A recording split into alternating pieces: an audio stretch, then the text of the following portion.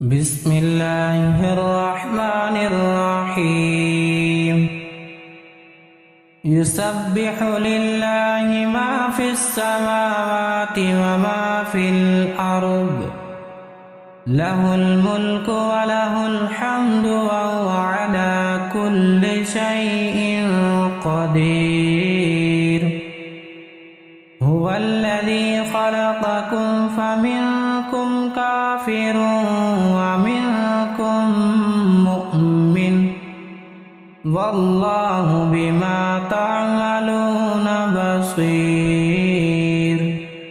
خلق السماوات والأرض بالحق وصوركم فأحسن صوركم وإليه المصير يعلم ما في السماوات والأرض ويعلم ما تسرون وما تعلنون والله عليم بذات الصدور ألم يأتكم نبأ الذين كفروا من قبل فذاقوا وبال أمرهم ولهم عذاب أليم ذلك بأنه كانت تأتيهم رسلهم بالبينات فقالوا أبشر يهدوننا فكفروا وتولوا واستغنى الله والله غني حميد زعم الذين كفروا أن لن يبعثوا قل بلى وربي لتبعثن ثم لتنبؤن بما عملتم وذلك على الله يسير فآمنوا بالله ورسوله والنور الذي أنزلنا والله بما تعملون خبير يوم يجمعكم ليوم الجمع ذلك يوم التغابن ومن يؤمن بالله ويعمل صالحا يكفر عنه سيئاته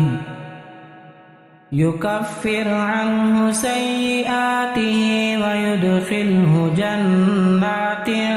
تجري من تحتها الأنهار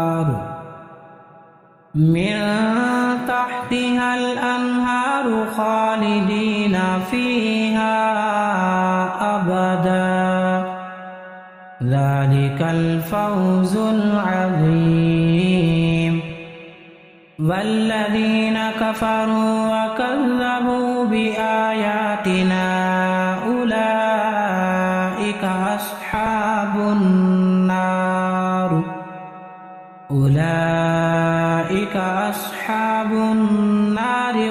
خالدين فيها وبئس المصير ما أصاب من مصيبة إلا بإذن الله ومن يؤمن بالله يهد قلبه والله بكل شيء عليم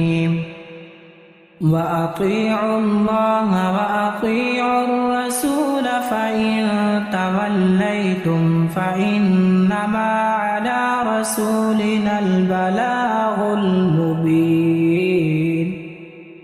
الله لا إله إلا هو وعلى الله فليتوكل المؤمنون يا أيها الذين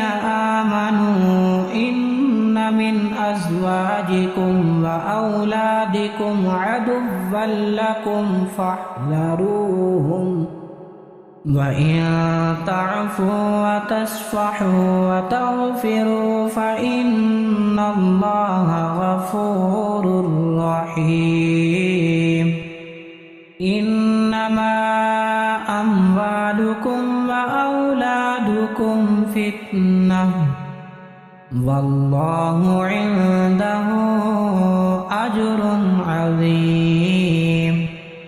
فاتقوا الله ما استطعتم واسمعوا وأطيعوا وأنفقوا خيرا لأنفسكم ومن يوق شح نفسه فأولئك هم المفلحون. إن تقرضوا الله قرضا حسنا يضاعفه لكم ويغفر لكم والله شكور حليم.